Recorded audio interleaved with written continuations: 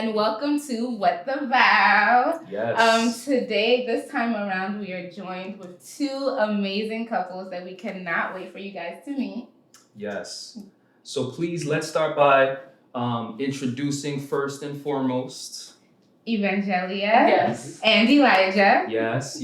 Thank you for being here with Yes. us. Thank you for having us. Of course. And next up, we've got our good friends, Joe and Sin in the building, the Williams. So these are the Williams? So, yes, and the Greens. These are the Greens. The Greens, yeah. Awesome. The Greens and the Williams. And we are the Asamoahs. Yes. Asamoahs. If you got, yeah. You get it. If you want to. Samoa or Asamoahs. So we'll just start with some fun. Yeah. Some get to know you fun. Let's do it. And we'll put our guest couples to the test. Yeah. And see. I mean, we won't make it a competition, but maybe we will. We'll see. If it gets that way, we won't stop it. But we might have something to give them. I don't know. Yeah. So wait, Sin and Joe have been married for a year and 4 months. Praise God. And the Greens have been married for 2 months. This is fresh love right fresh, here. baby. Fresh off the bat. Okay, so no pressure. I know we gotta bring it up. Oh my gosh, she'll be the third baby. Yeah, go for it. All right, so who wakes up first? Who's like the early bird?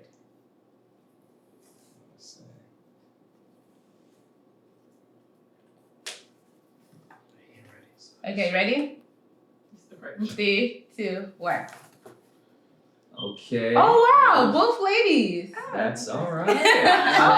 Somehow she wakes up. I don't know how. But 5 a.m. sharp. In our home, it's me. But Yeah. Oh, really? Yeah. It really is. But I try. I love the But- honesty. So that's Yeah. 1 point for both the Williams and the Greens. Let's go. Maybe after the children. Yeah.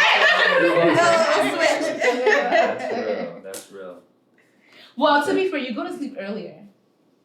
That's true. When he's waking up, I'm going to sleep sometimes, which is really weird. Whoa. Yeah, Ella. Yeah. When I'm waking up, you're going to sleep. Yeah, sometimes. Wow. Wait, how early do you wake Like- up then? If it's not a work Okay. day, Oh. then I'm up to Okay. like That's he'll wake true. up at 5 and I'm Do the like house. going to sleep at 4:30. Yeah. Oh my god. Wow. Yeah. She's a night owl, so Yeah. she likes That's to go when out. I'm That's when like- your brain is That's when my brain works. Yeah. It's like If it even works, now it I'm works. gonna be Honestly. surprised if I'm gonna have complete sentences. I just can't operate during the During the day. day. That's- May God that's help me. you. May God help May us. God operates. All right, so here's the next one. Who spends more time in the shower? Come on, should I write They that go down? to the bathroom, you're just not gonna be able to see them until a few hours. I know. All right. Joe. 3, 2, 1, and turn. All right. Yes. Okay, did you wait, Elijah? Did you erase it at first? No, I just try to give you handwriting that you can read. Oh. Appreciate that. Yeah. Okay. So it's unanimous. Yeah. It's definitely. So in the Williams household, it's Sin, Oh, and yeah. then in the Greens household, It's it's Sin. Elijah. That's my time with God. So Hey, That's hey, it. hey. There's a shot with them. Here. worship, pray, I might He No. did it for Awesome. like a solid amount of time. I kid come you out with not. revelation. Oh my gosh, that's him. It's in the cloud. David will come out from the back and be like, babe, babe. So did you realize that when Jacob No, wait, tell me why he came out. I was like, oh, babe, come cuddle with me. And he was like, all right, I'm coming. And so I'm wondering what's taking so long. And so I peek outside and I hear him praying in tongues in the shower. And then he comes out with his book and he's like, babe, this is the word of the Lord. I just had to release it. That's when it comes. Sometimes they're like, hey, you gotta get out the bathroom real quick. You're in the space. it's so funny. Yeah. I don't know what it is. I don't know if it's the The water, rain. the heat. What is the atmosphere? Everything, y'all. All right, so you guys both actually Yeah, it's are 1-1. tied. It's good. We're gonna win this. Okay, period. Just updating. Yeah. Okay, who is more likely to ignore the check engine light? Ooh, not the sucking of the teeth. Most likely to ignore. Y'all better make sure y'all not cheating because I know, no cheating. no I cheating. would. You can't cheat for this one. No Ignore the check engine light. Uh-huh. You're still Most thinking, likely right? To ignore. Literally or also? Like not. Oh, you're talking. Okay, not. all together, right? Yeah, You're thinking like about, like let's say something's wrong with the car, like who to kind of. Who's the person who just lets it ride? Yeah, like we'll be until the car okay. shuts Like God is down? gonna watch us. We'll be fine. Bring back Like- the car, E. Okay, that sounded very Be honest. personal. Back the car and E. Anyway, Lord help us. 3, 2, 1. Let's see. What? Oh yes. It was Me. You know I'd be like, I need to get this fixed. the check engine light. I think what happened was that. What happened? So we've been talking about check engine light at church, Yeah, as a but sermon. not the real car. Oh, That's what I'm asking. Like overall, like Oh, I see. Oh, yeah. They tricked you. They messed you up. Oh, wow. I Sorry. see. Yeah, so Wow, like, that's actually really. I was Yes, sir, thinking yeah. holistic. Like if there's Right. something like a check engine light in the kitchen, right? Oh, we got to check something there, right? Okay. Check engine light in like the house or in the relationship. Gotcha. Or Oh, what whatever. about the So car? all around. But the car, yeah, I guess the car would be her. She'll bug me. Hey! Okay. Oh, wait. Okay. I was Hey. I'm not sure if I can be You'll be the offended. one to She's know. right, yeah. Yeah. Okay. Wow. It's all right. That's all right. I respect that. So now it's the Greens with 3 Yeah. and the Williams with 2. All right. Gotta come back. Right. Gotta come Yeah, back. you guys won. I just took it off. Okay. All right. So No cheating. here's the next one. What is the husband's favorite color?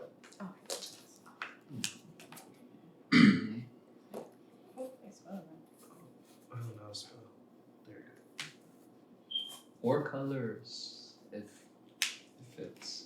All right. 3, 2, 1. I'm very proud. Okay. Oh, good Oh wow, I love it. Green. We didn't cheat. This wasn't That's practice. another one. Yeah. The second one too. Yeah. Okay, we'll get White it. is your favorite color? Yes, it is. It's in the crayon box. I love it. I love it. No, it sounds like you have. It's like you have Yeah, I was like, White is It's up in the crayon box. you gotta defend yourself. Okay. Crying. All right, let's do. Yeah, I'm gonna switch another.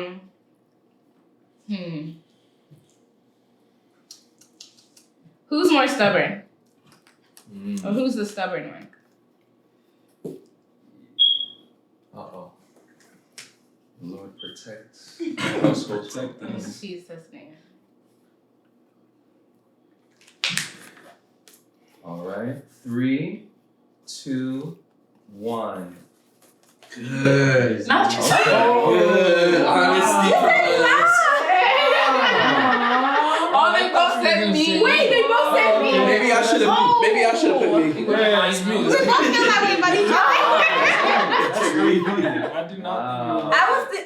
No, I feel like. That's interesting. Yeah, I don't that's- even know how to score that because Yeah. Yeah, at I least think they're you like get a point there's for on that. it. accuracy, right? So we And should then give them there's half. this I feel like like we're. I think both lovely. have. Even though he's like that. Give me my point. Listen, the game. David, go where you were going. Go where you were going. maybe we get But the both. humility. What? Get a Yeah, point. I feel like we both- You know? Honestly, we should have said both. Yeah. Yeah, I would give Maybe it I a would say both. Both. Yeah. Yeah. I would give it a So point. let's do. That we- Alright, Is so that? we'll Can go we do Yeah. both? Can we? Okay. If it's both. Yeah, if it's Okay. both, do both. Okay. Say both, I mean. Yeah. Okay, so what is the wife's favorite food? See, you want. Okay, so trouble. only the men.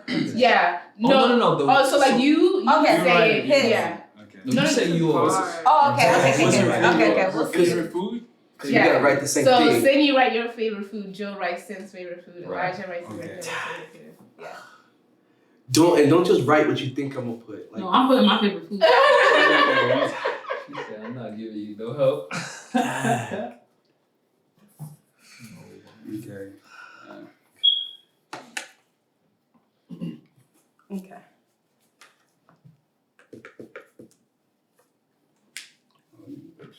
I have 3. Write all 3. Okay. I'm not sure those are the rules. You try your best. Okay. Three, 2, 1. 1. Turn. Okay. Okay. Let's see What do you if have? there's unanimous. Put that fish thing. Okay. Yeah. Is that cricket, tilapia, and pepper? Is that Yeah. the fish thing? No, Well, that's the fish thing. Well, no, we ain't talking about Wait a minute. It's I don't know what it is Are you talking because about chicken? ooh, Yeah, is he's it talking about that? the chicken. It's not it's, chicken? it's the fish. It's the actual fish. Where when I was at your house, your dad had it. It was like Oh, it was at your cake because my dad was I doing know. things. Okay. You it's cooked not, those it's not your favorite. No, fried plantain, Oh, chicken okay. shawarma, or king cake with salt and pepper. Dag, I Well, feel. Well, a we're major tied. point of the game is to learn. Yeah. That's all right. That's all right. Winning is the point. Trouble. Okay, fine. All right, nicely done. I'm hearing that. I should have just said it was the left Yeah, you side. should have just said tilapia. Then you would have been good. Try to be honest. God. Yeah, so we're tied up now Okay. at 5 apiece. Just make it a hard one. What? Oh man. Okay. The one thing we will never agree on is this. Ooh. One thing we will never agree on. We will never, and that's Well, we That's a have. strong word. We have never. I guess We haven't. We Yeah, have we yeah, haven't. up to this point. Up to this Agree point. on? This is Yeah, the something one that thing we remains. haven't agreed on. Yeah. You really gotta be like locked in right here. Y'all better not. I better not I'm see like- your mouths moving. That's a deep thought one. Let me think. Holy Spirit. We agree on a lot after some fights.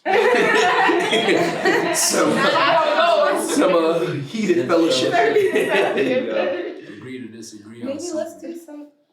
What We just don't agree on. we didn't agree on, but like we resolved, but like we still didn't really agree. Okay, once you say that. Yeah, Well, but no, there's some situations that you can Like we agree just that you were just To disagree. Yeah. like agree to Yeah, disagree. I'm trying to think. That's a tough question. Oh, I guess Okay, this is nice that this is alright, tough for them. alright, I already know what I'm gonna write. Does it count if we actually ended up agreeing on it? Maybe not, right? Oh, in the game, you mean? Yeah. Oh, agreeing on the thing that's I- the hardest to agree. I think I know what That's you're deep, thinking that's of. Write deep. that one. Because I think we're here. Oh, I think okay. How do we even come on, write babe. that? I believe in you. I believe something. Meanwhile, I'm here lost. Something that we just can't agree on. This is something that we just can't agree on, babe. I believe in you. Can we write 2 things? This is your passion. Yeah, Okay, yeah. This is the hill you want to die on. Come on, you got this. I'm sorry, but it's not spiritual at all. Yeah. Come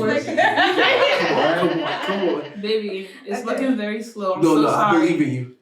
I'm not gonna look at you because I don't want to cheat, but I'm just encouraging you. Oh my god. That was my okay. Please read my mind. There was a lot right here. Oh my gosh. Practical.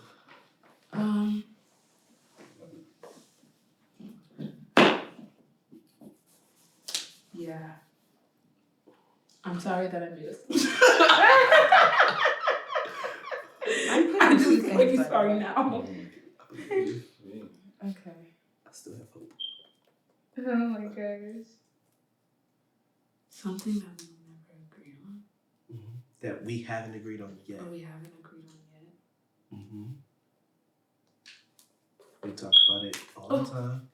Talk to people.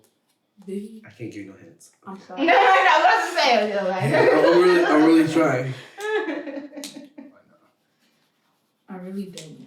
You do know. Finally, something came to me. Hopefully you got one of People. those. We haven't agreed on it, but we're at a standstill. Like, With it now. It's kind of is what it is, but we both don't agree. Receipts. All right, who keeps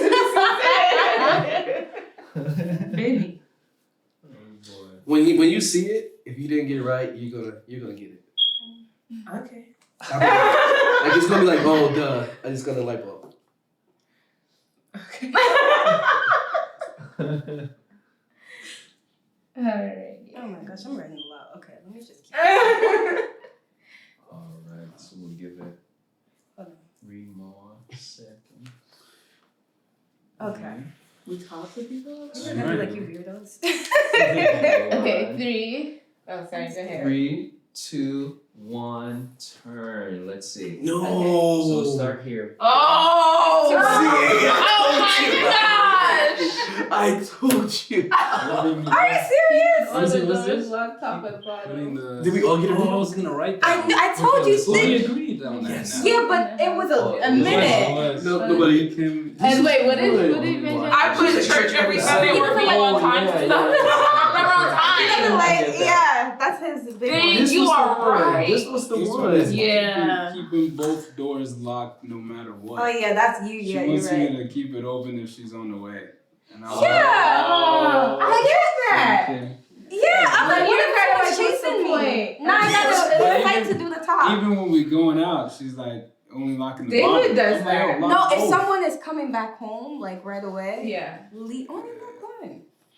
Oh, yeah, I can understand. I only lock top and bottom at night. If we're Yeah, both- at if we're- night. if I we're- like All muscle the time. memory. He likes it all the Same. time, Lock and it both doesn't make every any time. sense. Yeah, I've gotten very Muscle sensitive memory. about Cause I'm that. just It's like habitual now. Yes, it's habitual. And I know it's locked. One of them at least must be locked. Yes. So, Nah, And that then was he'll good. hear I me should've fight. put that. I know. I don't even think of that. oh, wow. And you said being on time for stuff, and then he's like, he was looking like, He babe. was ready. Yo, Yeah. and Because like, we talked about she wants to live somewhere with the sun, Yeah. and I'm like, no, we have to stay here in Jersey. Like this is where we're at. She's like, oh, I don't wanna. Yeah. Oh, so you like He Jersey? loves. You Love love it. Jersey. Wow. Okay. Did you I'll be agree on proud. that? One day. One day. in Jesus' name. One day Yours he's is gonna not change bad though. his- It's- You know what it's I'm saying? okay. It's It's not. great. You know where you feel called to be. Amen. Yes. You know. But you agree on Jersey now, though. I'll be into For now, Oh, for now, still. for now. Oh, they I'll still be want into- you. She just. I'm here with my husband, you know? I'm gonna stick with that. Yeah, I'm gonna stick with that. It's okay. One day you'll see it. One day, I one day. believe. Girl, just take it to the prayer class. No, literally. Take it to the prayer class. Literally. That's what you His heart is gonna- Nah, thank you guys so much. Thank you guys so much. It's Wait, a so tie. who won? It's a tie. Yeah. It's a tie. Do a It's a tie, tiebreaker. yeah. Oh, look at We need a that. I feel like we need a We need a tiebreaker. That was a tiebreaker. The second I would overtime. look at Second overtime. Oh my. But they goodness. both. Yeah, that was a good one. No, that question was got good. That us. was very That was a good. good one. that one, yeah. Okay. Tiebreaker question.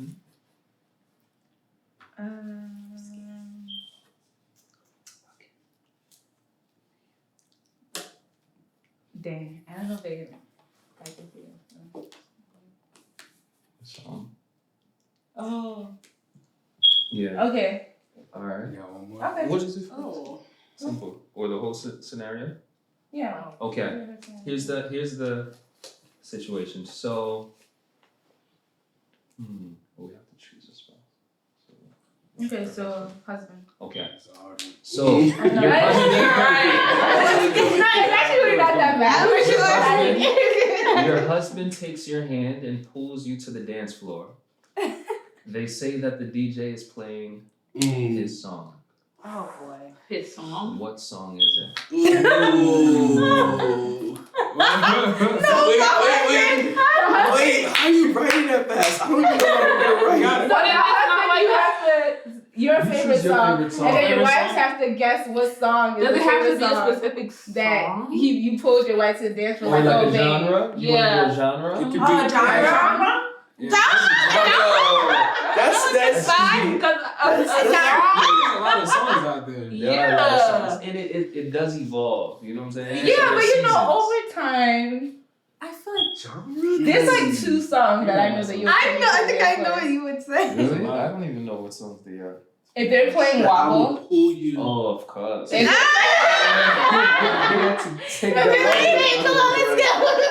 I'm here to Yeah, y'all got this all the one. wobbles. What's No, you're right. You're right. Wobble and So let's do song and genre if you want. And Genre? maybe we'll do that. They Yeah. just want me to the That's dance floor. fair. they want it hard, and we gave them If hard. They wanted difficult. they said what? It would've been I'm like, this one, it can go a lot of ways. Oh, I get it. Nah. And You guys want a even different one? Like a thinking out loud. I'm sure that's enough. Oh, by That's Aaron. what I was gonna say. Yeah, I think I thinking do. out loud, I think Wobble. I'm Yeah. doing No, you're right. I think But for me, I it's think difficult. I- For me, it's so many songs. Yeah, for me, it's a whole That's genre. what- Yeah, it's a whole genre. It's not a song. Yeah.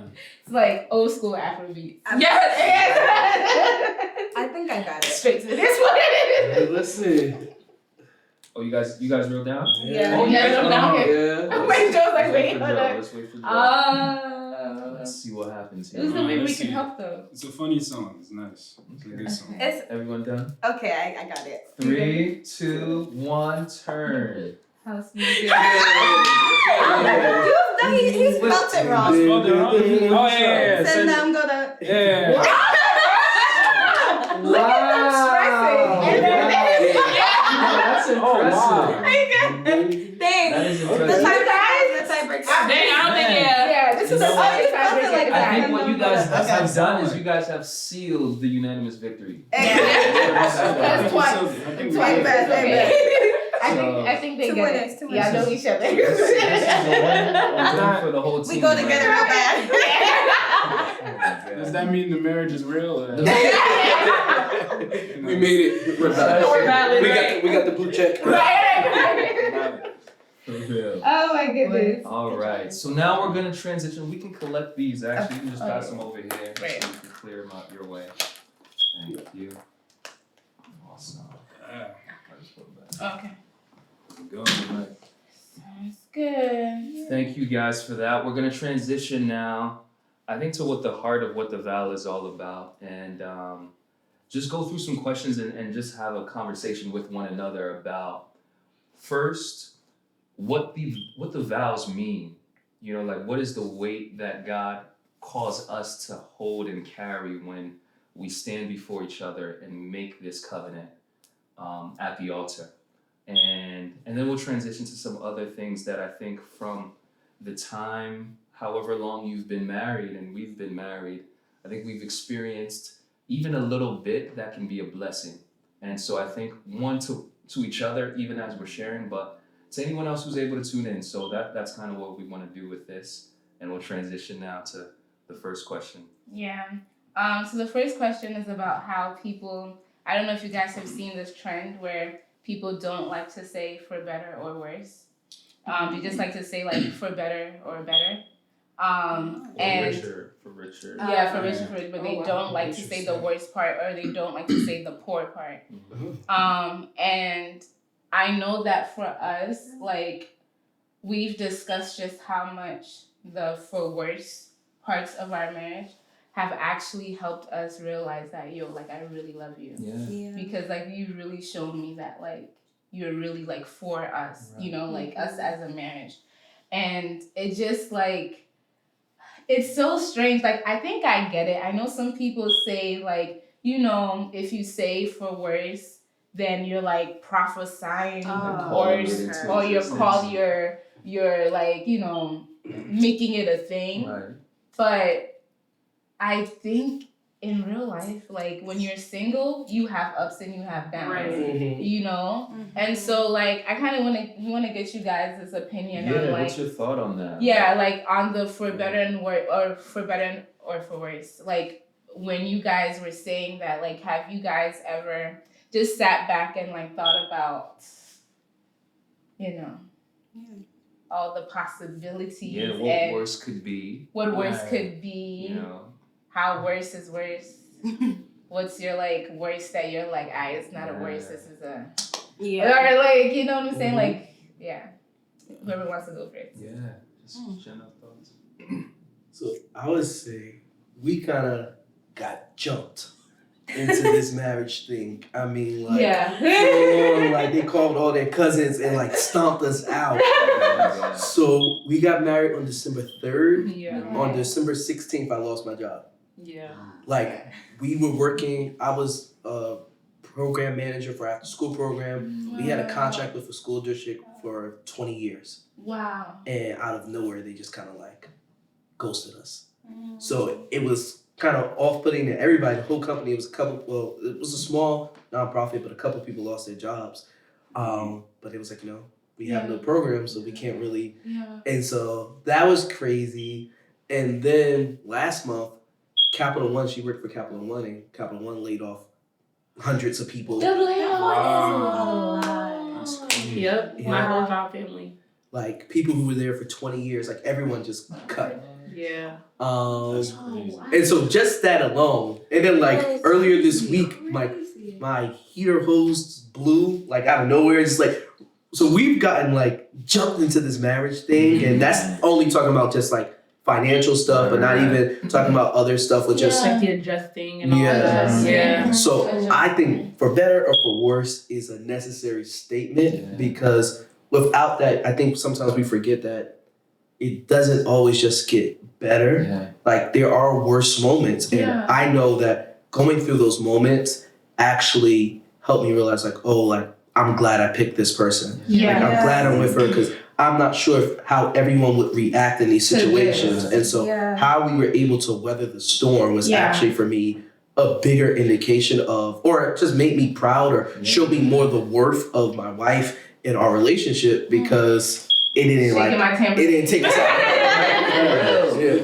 Yeah, or even just like add on to that a little, I think I understand where people might come from with the whole for better or for better, but it kind of magnifies selfishness if we're being honest, because there's no situation in which everything will be perfect. It's just it's not feasible. It's not, I think to think that might get a little delusional if we're being honest.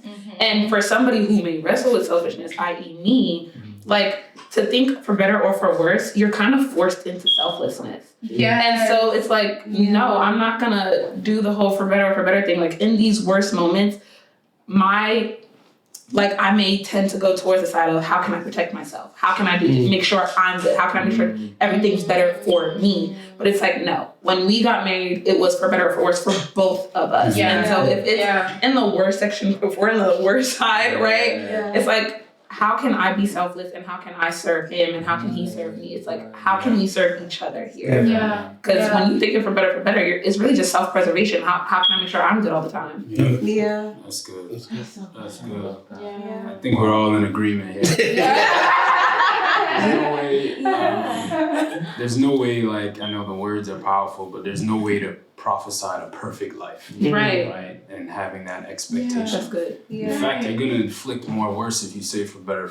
True. Because when the worst comes, because it will come, rains on the just and the unjust, right? Now it's, like you said, the test comes, and I think that's where you actually see where your marriage is. It's weigh in on your marriage when the worst comes, In seasons that it's good, it's smiling, everything's going well, you might not know who you actually marrying yourself with. You might not know this person until the worst comes.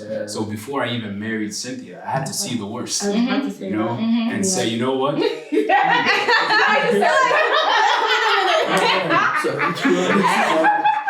No, I was gonna say this because I feel like his posture in our worst before marriage let me know that this is who I should marry. That's good. Like we went through a lot of stuff prior to us getting married, and I was like, okay, this man can hold his faith through the toughest of times. That's who That's important. the Lord has called me to be. That's really important. Man, y'all take I want to get him. I love that. And it just rings so true for us, everything that you guys have said, because God uses both. The better and the worse. And to close ourselves off to either is such a disadvantage to us. Yeah. Like we lose out on the full experience that he has for us. A dimension of your marriage that you haven't even experienced. Like he uses all of it. And the worst has a specific assignment. Like what we've talked about. Like in terms of the growth, the intimacy, the trust, the value, all of that. And so I love that. And there was times when like whether I was unemployed or you were unemployed, we had our turns. Like, it's gone around. And for us, it's been so humbling because we both had the experience of not being the one bringing in income and trusting on the other person, but also figuring out, you know what, there's extra time, there's extra energy, how can I expend this in a way that's still serving our unity, you know, and the relationship in the home. Really so it's been I remember when like during the pandemic when was it during it was way after the pandemic, and you were like working a job that like Ava was like interrupting. Oh so yeah, I was a contact tracer during the pandemic. Right before you started your internship. Right. And like so you were basically like a stay-at-home dad, and Literally. I would have to go into the office that time because they weren't letting me like work from home. And I just like remember coming home one day and I just like cried because I was just like, wow, like you're such a beautiful human being. No, because I'm like, any man like this would hurt your ego, and he would kind of take that out on me, and he didn't. Like he was just like embracing. He just like, yeah, babe. So like I made this for her. She didn't really like that, and I was proud wearing my house dad hat. Like I love this. Wait, so don't get too comfortable. But thank you guys. No, I think these reflections are so needed. So thank you. The next question is kind of the same though. Like, are we truly prepared for this? I think we in thinking about the challenges and the worst, what has been the biggest challenge so far in the marriage? And obviously to your comfort level you share, and what have you guys had to do to press through it, whatever that challenge might be so far? Yeah. The biggest challenge. So far. Should we start? Yeah, let's do it.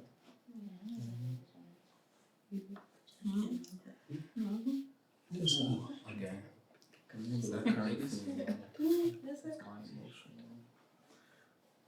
I mean, I could go. I think one big thing for me is realizing or finding a way to be a leader to a strong, independent woman. So I think y'all should just start a support yeah, because like I want to encourage it. Like I want her to lead Bible studies and feel comfortable sharing and leading. Like I want to encourage that side of her. I want to make her feel comfortable in that same way. And at the same time, I still want to be like, all right, like right now we're not gonna do this. So like even like we joked like the New Jersey thing, and that was always a rough spot. But she has been doing a better job in accepting like this is what I feel like God is calling us right now. And when He doesn't, then we can go wherever we want. But right now, like stay. And so she's working. But I think for me is being patient and being the type of leader who can model the standard that I want. And so I think she said something to me the other day that was like really like, good, like real good for me. She was like, I think she got mad at me.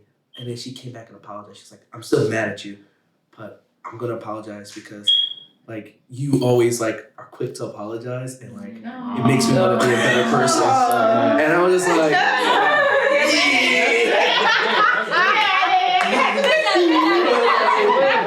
because like sometimes you can like be so like, oh God, like I realized that me arguing, me yelling, me complaining is not going to like change or move the needle. It's like I have to do the things that I want to be done, even when I don't. And I think one night I was in Bible study and there was some, I don't know, weird, I think it was First Thessalonians, but it says like, don't repay evil with evil. And so I would quote that all the time. I'm like, He be in the middle of arguments. Don't repay evil. It's like, because there's a certain standard I want, and it's like, as a leader, it's like I can be the leader who, you know, especially with a strong woman, you can try to like, I'm gonna rein you in, or it can be like, I'm gonna be patient and I'm just gonna demonstrate consistently what I want, and then you're gonna be like, oh wow, like that's the type of person I want to be. So yeah. I love that. Yeah. That's good. No, but that support group, we go. For real, You said a hotline? Yes. 24/7. 24/7. All in when you need. Text, call. We've had conversations about that where it's kind of like, babe, like, I want to lead you, but I don't want to hold you back. I don't want to sit on you. Like, how does that? It's tough. Like, I feel like that's definitely a topic that needs to be more like taught on. You know, like how, like just realistically, like how do we do this? You know. And also, because you can't detach sacrifice from it. Right. And there has to be sacrifice on both ends. And that sacrifice needs to be embraced for the leadership to actually be able to move the couple forward, you know, the journey forward. And it's tough because small things can sound like you can make a sound when a decision is made, and that sends a signal, like that sends a message. Even though we might be doing, okay, we agreed and we're doing it, but begrudgingly. Using, you know, not with the cheerfulness that says, you know what, I had a different idea, but, you know, because I trust you, because I know you have the best intentions and the best heart, let's go with this, let's see what God will do. Let's adjust if needed, but let's take these steps together, fully together. You know, and it's tough. That's good. It's tough. Buddy. That's marriage, huh?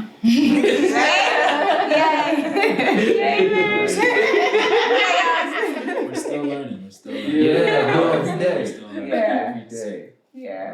What about you guys? Challenges to start off, I guess. I'm still trying to think of one. Honestly.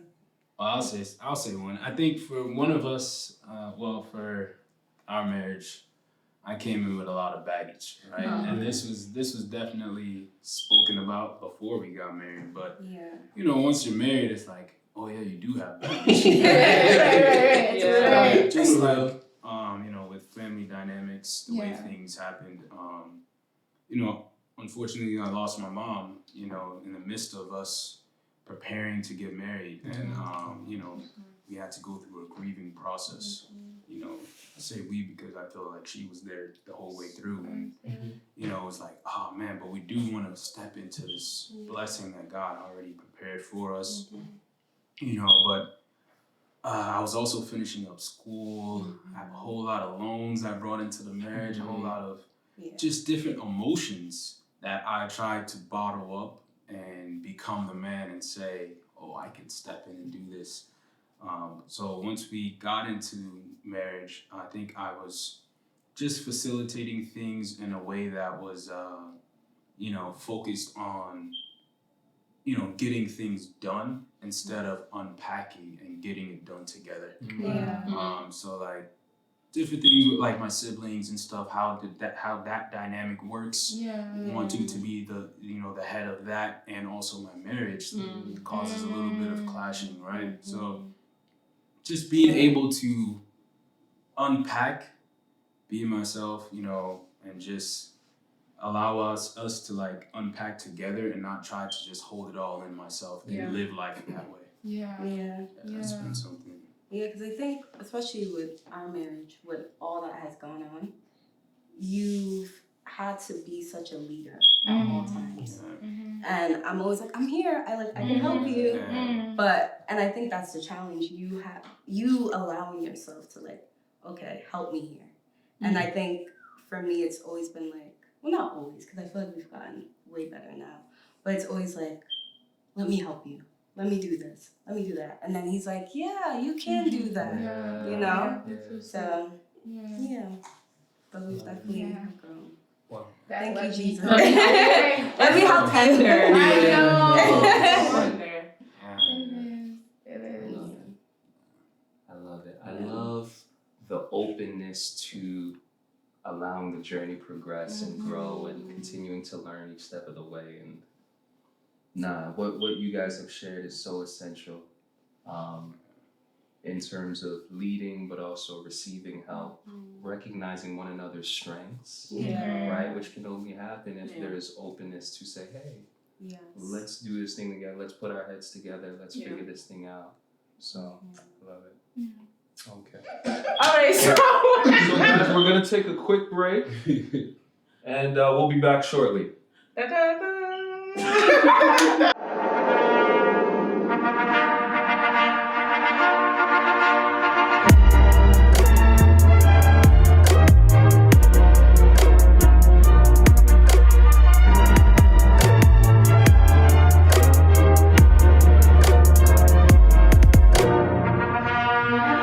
All right, guys, welcome back. We had our short little break, but we're jumping right back into the conversation now. All right. So, when you look at the first marriage, Adam and Eve, and you see how Adam, when he first, so in the beginning, Adam sees Eve and he's like, bone of my bone, flesh of my flesh, you know, all this poetry. And then when the serpent comes in and brings the vision between them, and God is like, you know, Adam, where are you? And he's like holding Adam accountable. Adam now goes, it's that woman you gave me. And so completely different tone. Yeah, like how you go from poetry to calling me that woman. I know that woman. That's crazy. It's not adding up.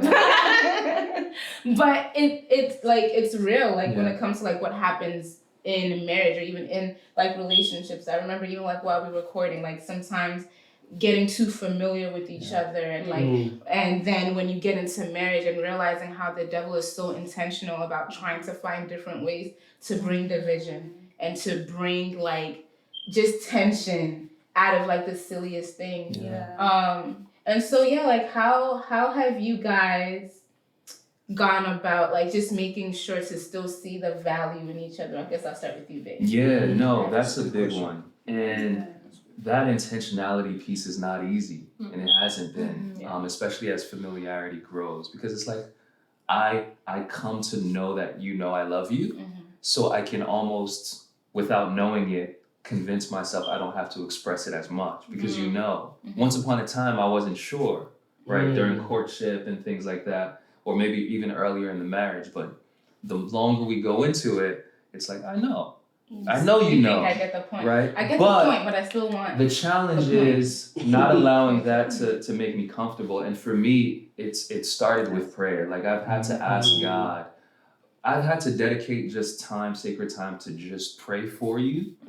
And I've felt and I've noticed God's love for you come upon me. And that's really helped me to just begin the process of, okay, wow, I feel that. And it's propelling me. And then all of a sudden now I'm thinking about, what would make you happy right now?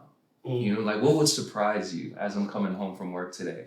You know, after you've had this long day with Ava. Dirty brown sugar bubble tea, right? And so I'll go around there and I'll pick it up for you or just do something. So that I think for me was the starting point, has been the starting point, where just recognizing that you still need it communicated the same way that I still need some things communicated, you know, like I like it when you verbalize how good I've done something, you know, even though I know your lack of saying something means I didn't do it wrong. I want to know that I've done it well. I just want to hear. I know, and you know what I'm saying? deserve that. It's just I don't know what it is with me and words of affirmation. I think because I don't care for it, it's really hard for me to like constantly like say it when like I say it in my head like, oh, he did this, but I won't say it out loud. Yeah.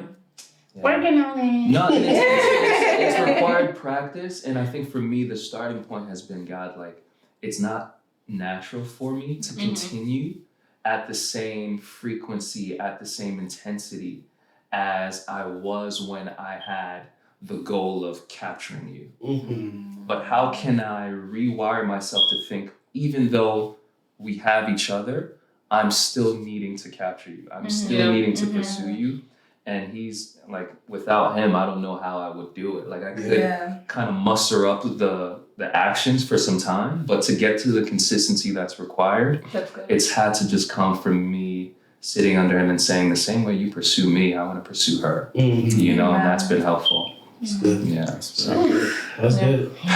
For me,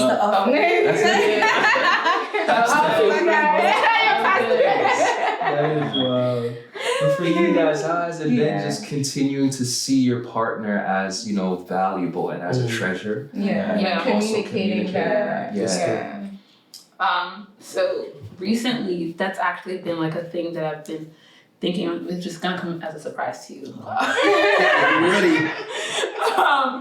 But I don't know how it just popped in my mind one day, and I know it's Holy Spirit, but I believe it's in Revelation, like the Church of Ephesus, where I think it's them, where they, the first love. Mm-hmm. Oh, yeah. Yeah. And that was like the thing they had to repent for. They had lost their first love. And so that's been something that I've been thinking about, like, how do I maintain that first love feeling or that first love outlook when it comes to me and Elijah? And so when it comes to like just doing things, sometimes in my mind I'm like, okay, you can complain about that, or you can just shut up and do it and make it like give him a smile, like get a smile out of him, right? Or recently I've been in college, what we used to do a lot were like movie nights with our friends, and so I did the other day like, hey babe, can we watch a movie? And I just said it right now, like when we go home, let's watch a movie together, you know? So like doing those things.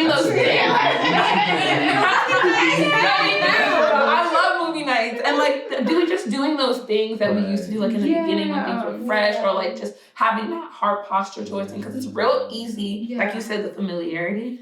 It's real easy for your heart posture to get comfortable and then for you to just be like, I know you love me, you know I love you, now let's coast, right? Yeah. And if I don't want that to ever be my relationship with the Lord, and if the way I look at our marriage, I always look at it as Jesus and the bridegroom. Those are the two I always compare, like in that sense. Like, how did Jesus treat the bridegroom? How does he want the bridegroom to treat him, right? Yeah. And so, just that first love posture and just maintaining that.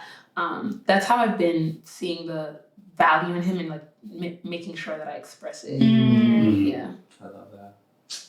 That's so good. That's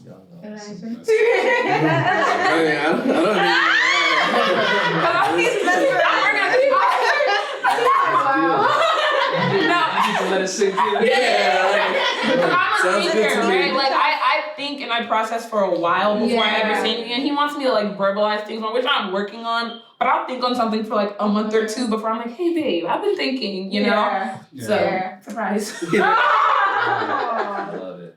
That's good. I think for me, you know, when you look at that Adam and Eve story, right? You know, Adam let Eve know, hey, we can't eat this food over here, right? Next thing you know, Eve went and ate it, right? So Adam, he feels, you know, betrayed. Like, oh God, this is who you gave me, you know? But he also ate it. I know, that's the thing. He enjoyed it. Say that. So I think for Adam's sake, he's like at a place where like, oh, come on, I was trying to do everything right until she lured me into eating this food you told me, you know, trying to take the, play the blame game, right? So I think he feels betrayed. He feels like, if only you just did it my way, everything would have worked out. I wouldn't have ate it with you, right? So I think translating it to us and our marriage, right? You know, when things don't happen the way you want it to, and I do go in your prayer closet, right? The only thing God is saying is, okay, what did you expect? So when you look at it, I think it's 1 Peter chapter 3, it says, honor your wives or your prayers will be hindered, right? So it's like, I'm here praying for all these things and that connection with God is not even there because I'm not honoring her. Because I'm not honoring her when I know full flesh that she's imperfect and I'm imperfect. So when the imperfection is shown, what do I do? So now my conversation with God has all been just convicted, like, yo, I'm not even gonna hear you. I mean, I can hear you can pray for this, that, and the third, but like, you've been given this wife and you also made a promise to honor her. So before you even talk to me, honor her or your prayers are being hindered. So that's something I hold strongly on. I'm like, suck it in. And just know that, yo, you're that valuable that whatever else I pray for is going to be. You know what I'm saying? That's how valuable. Baby girls. No, Yeah, for real. That's how valuable. That's good. No, I love That's that. good. And what I hear in that is just remembering that this person is God's precious. Right? Like precious, rare vessel. Like that means so much to him that and if we know that and God matters to us, it does something to how we treat that person. I love that so much. Just keeping that in mind. And if I could just add on the Adam and Eve story, one of the things that I love about it, that's interesting to me, is that Adam got the instructions not to eat from the tree, and it was his job to tell Eve. But when Satan came to tempt Eve off of what Adam told her. And one of the profound things, I forgot what preacher said it, but they were talking about Eve didn't have that revelation. She was given a set of rules to follow, but she didn't hear it from God. And so I'm really big on like treating my wife as a leader. I trust Holy Spirit in her. So it's like, this is what I heard from God, but we're not going to move until you go and you hear it in agreement. Because it's hard. Adam tried his best, but if I just tell you this and you're like, all right, listen to me, follow, you can submit and just do it. But then when the enemy comes and tempts you and starts to hound you about what I said the word of the Lord is, then it's like, are you like, my word is not good enough. You need Jesus. Like you need to hear him. So it's also like in submitting that and saying, you now go and now it's your job, because this is what I heard, like we need to go, but it's like I need you to listen for yourself because you also have another piece of the puzzle. Because I'm not. We prophesy in part, we know in part. That's Liberty under. Don't worry, I'm going to send the cash app in the. Okay. People up for the green. Nah, that is amazing. I went. So what's like the silliest thing that you guys have argued about? Like on the lighter note, like arguments that you guys, like in hindsight, you're like, wow, we really argued about that. Waste our time. There's so many things, and I think, and it's like, I don't even know where to start with. the sweat. The sponge is a thing with you guys. I don't believe it. That sponge? All right, I'll tell the sponge story. Story. So we have a sponge holder. And I grew up with, you put the dish sponge in the sponge holder. You don't leave it in the sink. Because, I don't know. So he likes to leave it in the sink. But I'm just like, it's not etiquette. You like, it just, it doesn't look that great. You know, we clean meat in the sink. Of course you clean the sink. But like, you just leave the sponge and just live in that, you know? So it's always an argument. But I mean, he puts it in the holder now. So we resolved that because I bought another holder that's closer and it just goes right in. But that's not even where the argument was, you know? The argument was the fact that she's now believing I'm purposely leaving the sponge. It gets deeper, So I was only one side. I don't love her. I don't listen to her. Yes. That you're doing this on purpose. Yes. You hate me. I know you hate me too much. You know what I'm saying? You hate me. Now it's become where, you know, I would have to double check every time I do dishes. I went to the 99-cent store and bought like a little hook there. So now we have two. So I can't miss one. If I miss this one, And that's when he misses both. I'm like, wow. And you know it's not personal. I know why. I really went over it, but. so yeah, that was one thing we argued about, and it's like, wow, that was early in our marriage, and it taught us to like, learn how to resolve that. Because now, when's the last time we argued about that? We don't argue about that anymore. Right. It's been solved. We passed that level. Yeah. It's like very silly. Very silly. There's so many other We didn't pass that level. Not yet. You guys have grace. Not yet. Come on, y'all are doing great. Y'all are doing great. I know. Guys, it's so like so we realized that I am terrible. I snore really bad, and so like she was like, "No, you have to go to the doctors. You have to get tested. Like you have to have sleep apnea." And it was like, "Yeah, you probably do." And so I'm like, "All right, cool, babe. Like, listen, I'm going to the doctors. Like, I'm doing what they gotta do. I took the little sleep test. I got my next appointment coming up. But because it'll wake her up, she will wake up and be so mad at me. Like, I'm like, I wasn't snoring on purpose. Like, I didn't mean to wake you up. It's like, oh, why were you sleeping? And then like maybe an hour after I wake up, then it's like she goes back to being pleasant with me. It's so many different things. Or like You got a list? yeah. Bring it up. It's like the what's the name? She has her own timetable for things. So like she'll be like, oh no, I left that plate there. I'm about to pick it up. I'm like, yeah, but no, why don't you just after you cook, it's like, well, why don't we just do it in order? So like as I cook, I do this and that. And it's like, no, I like it. Like, I'm just a take my time person. I Which is why I'm typically late. Yeah, I think it's like I'm not being rushed. Like, it's okay. Yeah, but he's a very on time person. So like he'll be like, babe, let's go, we gotta go. And I'm like, I can be a little anal sometimes. I grew up with my mom saying, nobody's gonna rush me. I'm gonna take my time. And so I guess I kind of just took that on. And so I'm like, I'm not gonna be rushed because then I forget stuff. And for real. Yeah. Really. We actually had like a sleeping thing. A snoring thing. Really? Recently, yeah. Oh, it was really okay. So That was a the really weird silly thing one. about David is that he only snores when he sleeps on his back. Right. oh, Right? yeah. So and he knows this, right? And Based on being told, not because I'm consciously You know I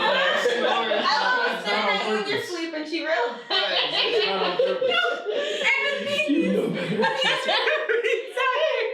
When he's really tired, it's like deep. That's how I know he had a long day at work. It's like deep. And so one time, like he had and it's like it goes really high sometimes. And so one time it went that night. It went really high, and Ava was like startled. So I was like, babe, turn around. And he was so deep in sleep that he couldn't turn around. And I was just so by the time he woke up, I'm like. I'm like shaking him. So he woke up to me like He was shaking me, and then the statement I woke up to was, "How many times do I have to tell you to sleep on your side?" And I was so hurt. I was so hurt. Like that's what I woke up to. I didn't know the storyline of her trying to shut up, anything like that. it started very gentle. And literally, I was Normally just that's like, how it starts, right? And he'd I be just like, don't hit me. I'm like, I didn't start off like that. That's my thing. I started off like, babe. I didn't start off that way. It escalated. Yeah, because they don't be responsive. I've reached the point now where I'll just take a pillow and just put on top of it. oh my god. Like, I need some peace. But I feel bad for her sometimes. I'm like, God. Yeah, I'll be up at like 4. Right. Yeah. Especially if you're a light sleeper like I am. So Which is a blessing, especially with the baby. So I'm grateful. yeah. I'm gonna try to sleep on my side now. It's a struggle. Or stomach, yep. All right, so shifting gears. Yes, and I think in light of what we've just talked about, many have said, and I think there's a lot of truth to this, that forgiveness is a currency in marriage. Mm-hmm. And we're curious to hear, how has forgiveness played a role in you guys' intimacy and you guys' togetherness and you guys getting through challenges? Yeah.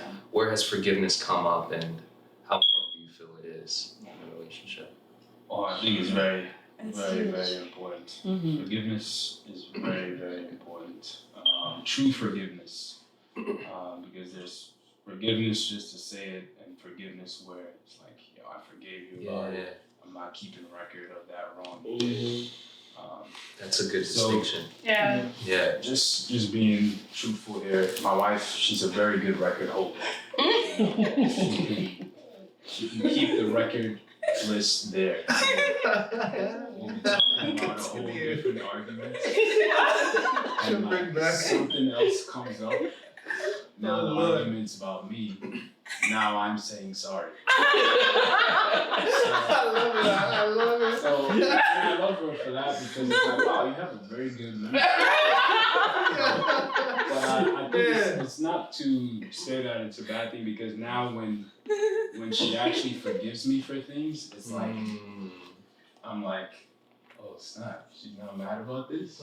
Yeah. You know, and it's like very refreshing. I think it shows her growth too, because when I Yeah. see that, you know, let's say she's going through like a few weeks now, we're not talking about this thing we constantly talk about. It's like, oh wow, so she can actually forgive me. So Yeah. all my other wrongs that I've done, I know that it's capable for her to forgive me, and also Yeah. me to forgive her. You know, letting go of that situation, not holding on it tight. Because forgiveness really is for ourselves, right? It's Yeah. not really for her or me. It's for her to now be free to do what God has called her to do. Because if she rents her heart, you know, to me, like, oh, you can stay in my heart and, you know, pay rent free and like just weigh my heart down rent free, that's a problem. So I think forgiveness, if you don't have that in your relationship, it really can cause not only emotional trauma, but also physical trauma. Yeah. Because I also think too, I notice whenever I haven't forgiven him in my heart, and then I go and I pray for him, the prayers are not hitting. Yeah, it's It's not hitting not. at all. And so now I'm always like, okay, Lord, help me see him the way that you see him. Yeah. Help me understand him the way that you understand him. Mhm. So that when I sit with you and I pray for him, it's with a heart for him. Yeah. You know? Yeah. And so, That's yeah. Mhm. I definitely, we've been through so much that I think I misunderstood what forgiveness was. And I'm not the one usually to throw a lot of stuff in the face. Like, I'm like, well, I forgive you, and I'm just like, okay, like, keep going. But what I realized was, I'm not sure if you guys saw the movie, The Jailer. It's like an African spiritual movie. But the name does, but it's talking about forgiveness and how you can hold people in your heart. But it talked about the scripture, I think it's in Matthew, where the king forgave the debt. And it was like, why wouldn't you forgive? And it was like, forgiveness is not just, letting it go, but it's, you owe me nothing.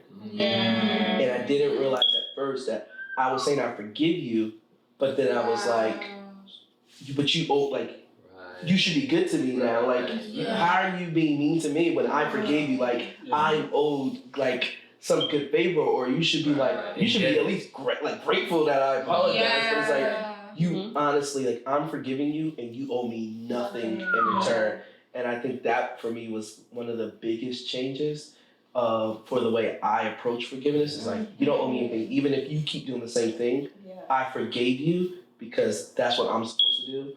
And then it's period. And then That's a what lot makes of us time. Christ-like. I was just about to say, and this is why this union is one of the main platforms God uses to make us like Him. Yeah. And I love that. Yeah. There's like 3 things that I always just think about when it comes to forgiveness, because there was a point in my time in my life where I'd just be like, nope, you did me wrong. All right, cut you off. You're dead to me, or I'll be mad at you for God knows how long. But when you take that approach with the person, like dang, I can't run away from you.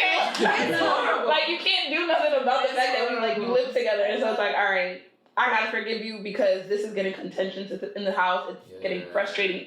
There's a clear like division between the two of us, or even just like if I don't even take that route, I'll just take the route of, okay, if he did this to me, how would I feel? I'm sensitive, right? And so it's like, if he treated me like this, how would I feel? If he did this to me, how would I feel? If he didn't forgive me, how would I feel? And then the third one is like what he said. I think I did a study on forgiveness sometime, or somebody had asked me on like Instagram or something, and I was like, well, you've forgiven someone when you don't they don't owe you anything, like they don't owe you in debt. And so when I think that I've forgiven him, if there's still a part of me that feels like retaliation or revenge or in any way is needed or necessary, it's like, go back again. Like, you have not really forgiven him. If you think that you're owed something, if you think that you gotta get him back in this way or don't do this so that he knows how it feels, no, you've not forgiven. And so, That's so good.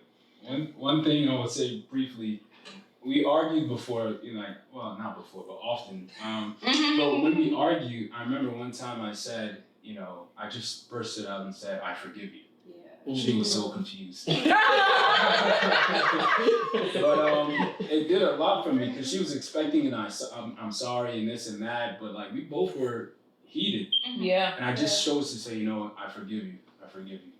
She was just like, wait, what? Why are you, what? And then I was just quiet after that because I needed to forgive her before I could even say sorry. If I'm still mad about what you did and I'm saying sorry, it's like, you're just saying it. I'm just saying sorry so that you feel better, and then, but I just forgave her first. I looked at God first and the way he did it with us. Even while we were sinners, he still forgave us. So I said, let me just forgive you. Cleanse myself, then now I can finally come to you in a matter of knowing that, you're forgiven already. Please also do that for me.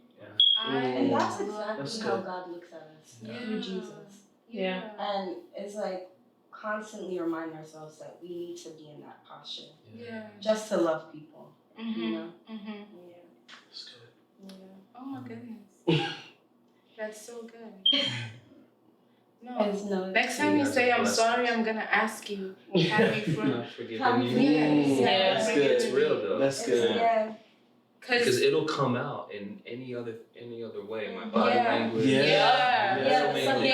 come out. And really, that's why sometimes we'll apologize. Have you guys ever gotten into an argument and you apologize? But you just want to stop the argument. The argument's getting exhausting. So it's I'm sorry. And it's like the next day has gone by, but it's like you guys are still there's this weird air. It's the unforgiveness that's still there. That's good. But then when the forgiveness is real, it's so nice. It's like the bond is stronger, even though there's been a rippage. But in the repairing, it's like when you tear a muscle, but then after it heals, for some reason it's more tolerant now. It can take more pain and. That's really there's just something beautiful about that repairing piece, which goes back to why we can't close ourselves off from the words, because God uses all of that. Those tense moments for the purposes of bringing us closer together and making us more like Him. So. I just one last thing. When we had, I think it was months before the wedding, and I was on my way to work, and I was driving. It's crazy traffic, but someone had a bumper sticker that said, "Marriage is just two sinners who have been forgiven, working every day to forgive each other." Wow. Love that. That's good. And you remember? because it just hit me. I think I took a picture of it on my phone and everything. I was just I meditated on that the whole day because I was just oh my goodness, that's what I'm gonna be walking into. Because we weren't even married yet at that time. We were months away from the wedding. And it's just like, once I consistently remind myself that like I'm constantly going before God, asking Him for forgiveness. Yeah. So who am I to withhold that from you because I feel like you should have known better, you know, or like how dare you, or you know, like it just shows like pride. Entitlement. Entitlement, you know, and Wow. All right. So we gotta wrap it up here with a final question. All right. So now going into sex and intimacy, right? So how do you guys handle when you're both not in the mood at the same time, or like having to handle the fact that like maybe you might have the same sex drive. Right. If sex drives are different, how do you handle that? How do you handle that? Yeah. Should we go first? Let's put it on them first. Let's give it to y'all, and then we'll bring it back. Okay, because because he's always ready, I'm not. I'll put it simply, there have been few times where I've been fast asleep snoring. And she's woken me up. Because I have evolved. Right? She's woken me up. I suffered Christian girl syndrome where I could not initiate for nothing. And he was like, I want to feel wanted. I want to feel desired by you. I never thought the day would come when I would initiate, and actually, it is the greatest thing. Like, he wakes up with a big smile on his face. Never think it's an inconvenience. It doesn't matter how deep I'm snoring. It doesn't matter how early I need to wake up for work. I will do that. Time doesn't matter. It's actually crazy. No, because I get upset when you be waking me up. I know that's the thing. I even feel guilty. I don't even try, but anyway, that's period. You guys. For us, like, what happens is that one thing that I read from the late Miles Monroe was that men need sex and women need attention. So it's like two different things. Also quote my pastor Joseph Asma, shout out to All Nations Church. He said that men are like the stove. You just put it on, it's on, the fire's ready. Women are like the iron. You gotta plug it in, and it starts to heat up. It starts to heat up. Might even have to put some water in. I know. You gotta do that. So us, like, one thing I definitely thank God for this is that we don't have any problems with that. We don't have any issues in that area. Oh, praise the Lord. But the only thing is that when she is tired or whatever, I try to like nudge her, and she would already know and just take care of the business. Can you let her?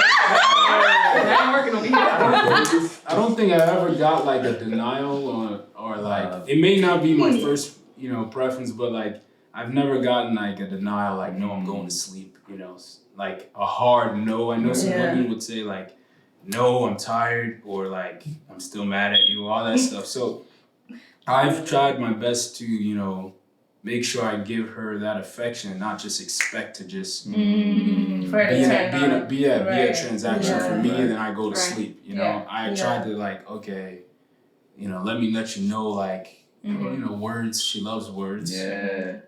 She'll say, "Tell me this." And I'm like, "Okay, I'll tell you." But yeah, that has been an issue. I love it. Too much on us. Period. I love it. I do think there was one time early, and I mean we've only been married for how long now? But like I think it was like only like a month in, and you were in the mood. I wasn't at all, and I was like just not for it really. And he was just like, "Don't ever do that." It was really bad. It was really bad. I remember I even felt bad, and I was like, was it after an argument or something, or was it just like, oh, you just weren't in the mood? I just wasn't in the mood. Yeah. Okay. Do you remember this? Maybe I nipped it right there. I don't remember. No, I kid you not. I was like maybe like a month in, and then I said sorry. I felt so bad. I was like, yeah, that's really bad. And then he was like, yeah, I didn't want to say it, but please don't do that again. I love that you guys were able to like handle that. Yeah. That's it. Yeah. So for me, I'm definitely the one with like the bigger sex drive. She tried to say when we were engaged, like she would be the one. I thought I would, but no, she is. I thought so too. We're stones. Like today too? Yeah. But I think for me, like the whole thing with the iron, like I realized that, wife needs to be. It's like I think it was Miles. No, it was Tony Evans. Mm. He was like, if you want some, you have to say, oh, you look beautiful on your way out to work when you not. So it's like it's so Start from the. And so I've been like, you know what, gotta ease it up. And so she's big on smells. So she may walk into the room one day, and I just put on some fresh cologne. And now she only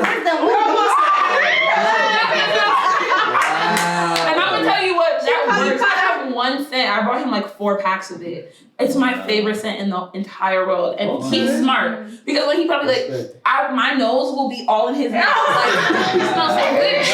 She'll be all over me. And then it's just like, or you gotta. It ain't hard after that. I try to I'm like, all right, cool. Like, today's the day. Like, we gotta, she might not be in the mood, but, let's see if I'm gonna put away the dishes, make sure everything's clean.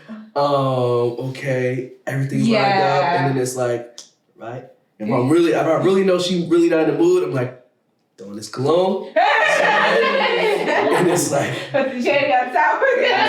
And then she's like, oh wow. And then she's like, oh yeah, are you clean? Like, did you take a shower? That's also a thing. She's like, that's a thing for me. I'm like, listen, I don't care what I gotta do. Like, let's go. Let's get all this stuff out the way. I need you to be clean. I'm just can we just both be clean? I just feel like it's better. Yes, no.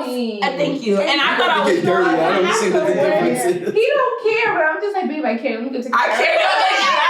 I'll be like, all right, babe, hold on. Let me go take a shower real quick before I'll be like, did you? Oh my God. Listen, we gotta play the games. We gotta play the games. As long as I get the trophy at the end. That's it. Exactly. No, I love it. And it's so interesting how the sex drive that God has given men, right? This is kind of what we see more or less universally.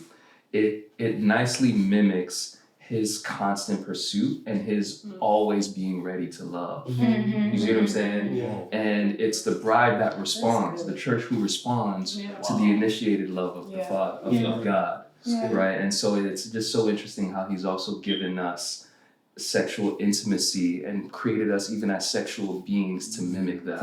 His constant pursuit and then the invitation for the church to respond to him. So we're always ready. Wow. And then we as a bride have to create the setting, and we create the situation for the wife to respond beautifully. So. That's a good revelation. Yeah, man. Yeah. That's good. That's courtesy of Ezekiel Azongu and what you call it. Yeah. We did a poem about that, and I was like, whoa, poem. that was deep. Yeah. I think another thing with the sex that I really try to instill into my mentees. I've been to a lot of young adults, teens, and one thing they talk about abstinence. They're like, oh, you want to stay pure and all that stuff. Yeah. But I'm like, when you get married, your spouse is not going to want to have sex with you every single time you have sex. Right. If you want to have sex. Yeah. So then what happens then? Because you can't go watch porn. Yeah. You can't go sleep with someone else.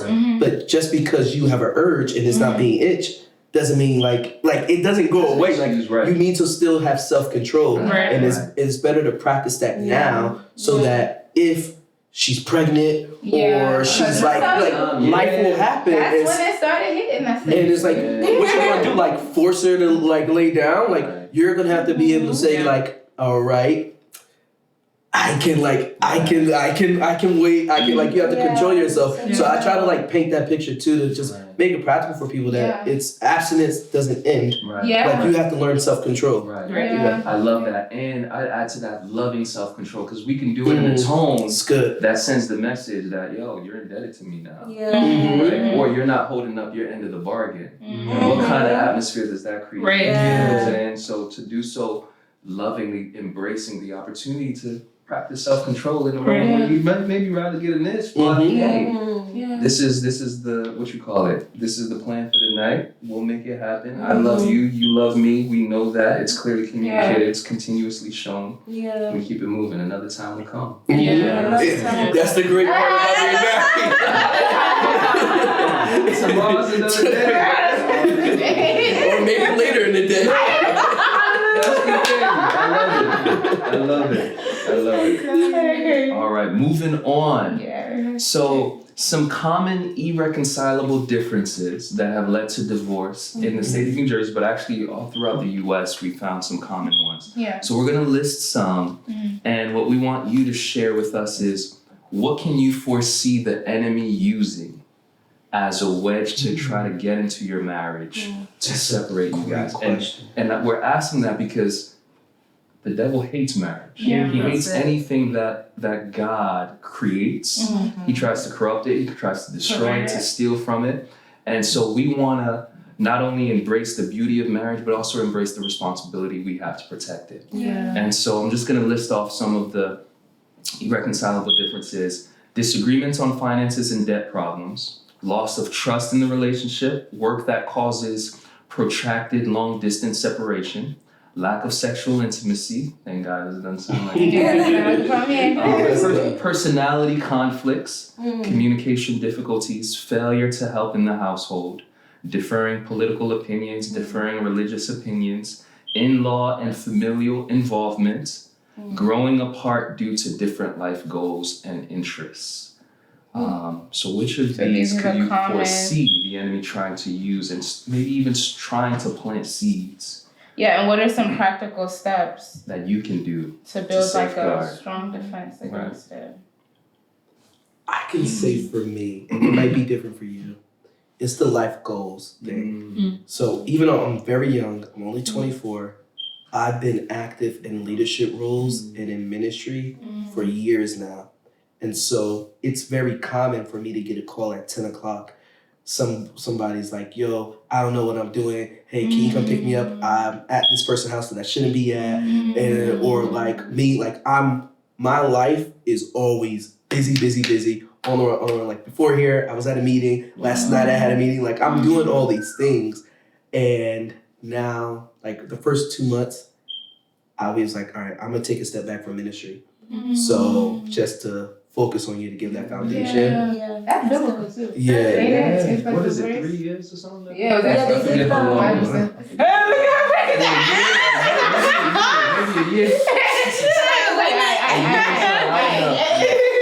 I think that for me, that was a big thing. And that's why I, like, when I mentioned that whole Adam and Eve thing, I really try to honor her as a leader in her own right, but then also not overwhelm her. And so, like, one thing she's big on is, like, don't call me first lady, like people in church. And I'm like, but I don't want her to be an accessory to what I'm doing. Like, she has her own purpose, she has her own goals, and I'm already doing a lot of stuff, and it's so easy for me to say, even though I can see her fitting in certain ways, because like we got married for a reason, but it's like I don't want to drag her along for the journey. Like I want her to find her own niche, find her own rhythm. So I think that's one thing that I'm really trying now to be very practical about is how can I give room for her to do her own thing, but at the same time staying obedient to God with what He already has given me to do, and then at the same time putting our family and our future family in a position where we can accomplish the ultimate goal on our life.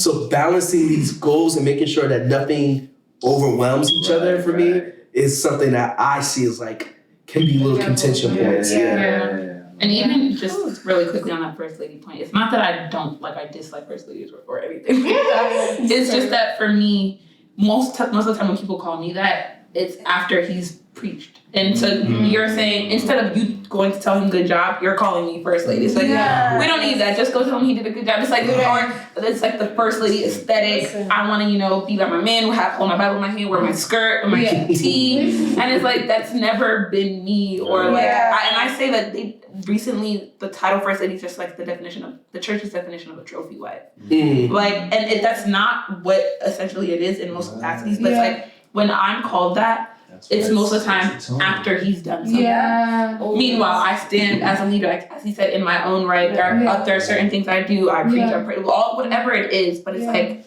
once he preaches, then I become first. No, let's not do that. Yeah. But one of the, I think it was irreconcilable differences, right? I think for me, it would be the in-law and familial thing. Yeah. That's been like a rocky area. Yeah, no, that's been a little bit of a rocky area. And so like it's already evident how the enemy's trying to like plant seeds there. Yeah. And transparently building a defense like against that is something we're still working on. Because I'm a very big family person. I'm really, really close with my family, like my immediate family. Yeah. And so if ever I feel like they're being attacked or not treated well, I'm like, let's buck up, you know? Yeah. But I can't do that because I married him, meaning your family is also considered my family. Yeah. And so that's something that I could easily see them using. Yeah. Yeah. I love that honesty. That's good. Yeah. For us, so, it's been said that the top two things that lead to divorce are, financial issues and communication issues, right? So financial issues, of course, all of us like money, right? But once we've had money become our main thing we're working for and living for, then money starts to replace your spouse. Yeah. So, if you are in love with money more than your spouse, in love with money, period, that can cause a big hindrance. And I think a lot of people get divorced because they've fallen in love with money. They're going to church because they want to pray for a job. They're still in love with money. Even though you're in church, you're in love with money. Because they fell into the lie that money's actually going to bring happiness. So even people with money get divorces, right? So that shows that money's not going to make your marriage fulfilling. The next thing is communication. One sentence can ruin a 40-year marriage. Wow. So then you ask yourself, what's in that sentence? So, words are so important. I think it breeds confusion, which then leads to ultimately doing a divorce, right? People who have divorced may have divorced simply because there was a confusion that wasn't clear. So I think those two are one of the things that we try our best to, we're not going to be in love with money. We do talk about money here and there, but we try to revert back and say, who are we loving more now? Are we serving mammon, or do we love each other regardless of money or no money, right? For richer, for poorer, right? And then communication. That one it's still being worked on. You want to say? No, because I feel like I know. The enemy has tried to test us the most with communication. I feel like a lot of our arguments have been due to lack of communication. We've had situations where it's like, oh, why didn't you tell me this? And then it builds up into something that turns into something that it wouldn't have been if you told me in the beginning.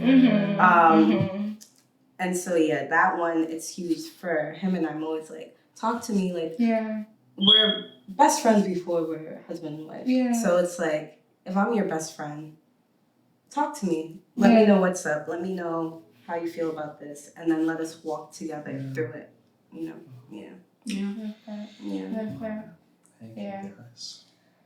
Well, unfortunately, I wish we could go on forever. I really do. Part 2, part 3. Really, really do, because we really touched 50% of the questions. But I guess last question: if your children were asked, how would you describe your parents' marriage?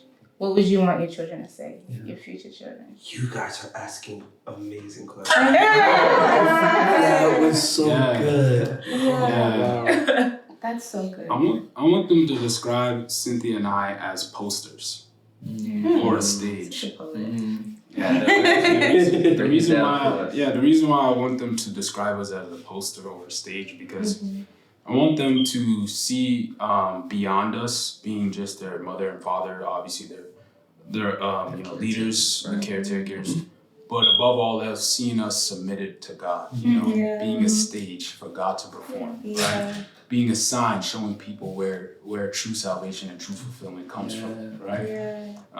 So that's just briefly what I would want them to see us as. I would want them to see us and always say, Mommy and Daddy love each other. Like, I feel like for both of us, we grew up in households where we didn't really see our parents love on each other. So for me, that's something that I'm always big on. Like, show me you love me, not only like when we're home together, just the two of us, but like in public, and let that come from within. So I really want our kids to really see it and feel that we love each other. That's good. I'll like me too on that one because what I would want my future kids to say is like, oh, my parents love each other like a ton. There's no question, no doubt about it, but they love Jesus more. Like that's what I want them to say. Like I want them to speak to the love that we have for Christ as a unit, and individually, and then also like the love that we have for each other. Like that's what I want their primary focus to be. I want our marriage to make them want to love Jesus. So Friend Shan did a sermon about marriage, but for eternity. So having your marriage have eternal worth, and that's the number one thing. I want our kids to know that Mommy and Daddy love God more than they love each other and more than they love us, and not as a diminishing thing, but even when it comes to ministry, like Mommy and Daddy aren't doing ministry, we are doing ministry. Teaching them at a young age, like even if there's people over our house, you are serving God by sacrificing and sharing your parents with other people. Like really making it a conscious effort that we are all giving and sacrificing God because we love Him more than anything else. So Tambourine. Praise the Lord. That's great. Oh my goodness. I mean, we pray and hope that you guys have enjoyed this time because we have. And we've been blessed by it. And thank you guys for taking the time. Honestly, we're going to be sharing the Cash App and Zelle information. So tap in. No, but in all seriousness, God richly bless you guys. God continue to keep and protect your unions.